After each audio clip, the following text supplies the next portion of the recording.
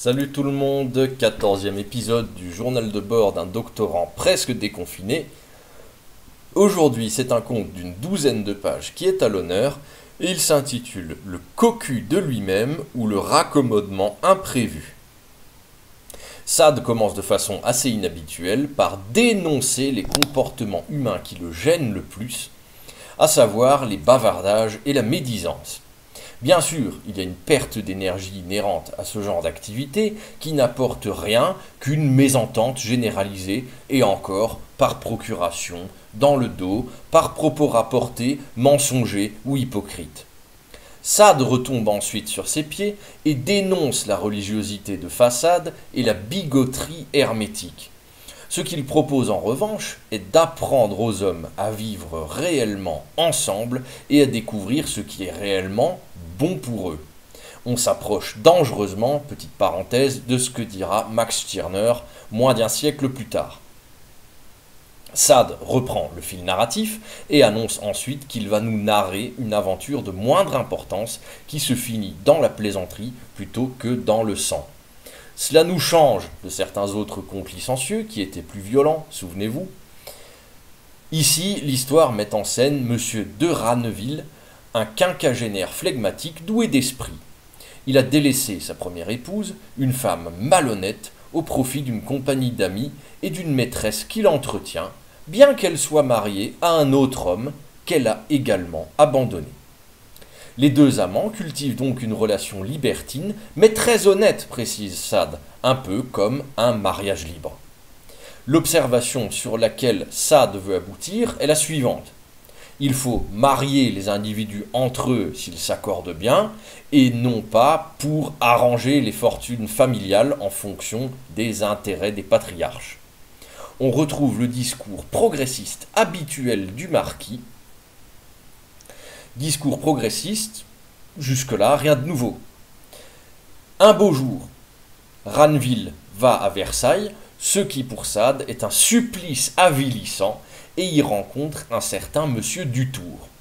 Dutour se livre très facilement et semble connaître l'ancienne épouse de Ranneville, puisqu'il évoque une Madame de Ranneville et la dépeint comme une des plus grandes.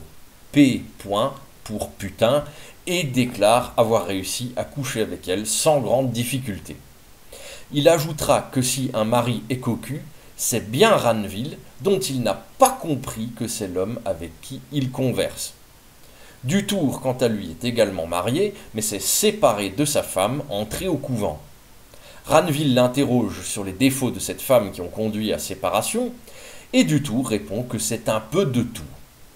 Les deux compères se séparent et Ranneville donne un faux rendez-vous à Dutour sous un faux nom et une fausse adresse, probablement pour se moquer de l'étroitesse d'esprit de Dutour et lui donner une leçon sur les faux semblants et les apparences trompeuses. Dutour va au rendez-vous et se comporte déjà comme s'il voulait rendre son nouvel ami cocu sans toujours savoir qu'il l'a déjà fait avec Madame de Ranneville.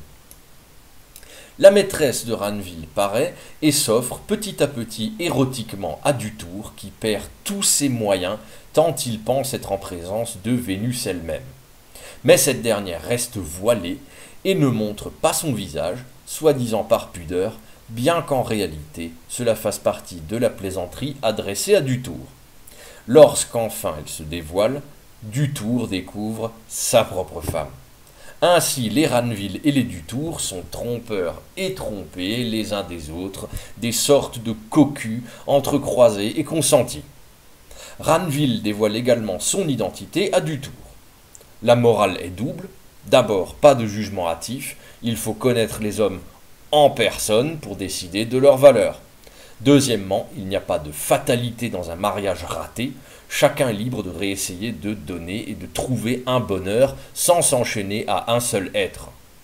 Dutour donne raison à Ranneville et paradoxalement retombe fou amoureux de sa femme pour laquelle il n'avait plus aucun attrait, probablement parce qu'elle lui a montré un caractère fort et qu'elle apparaît comme son égale pour les choses de la chair et de l'esprit.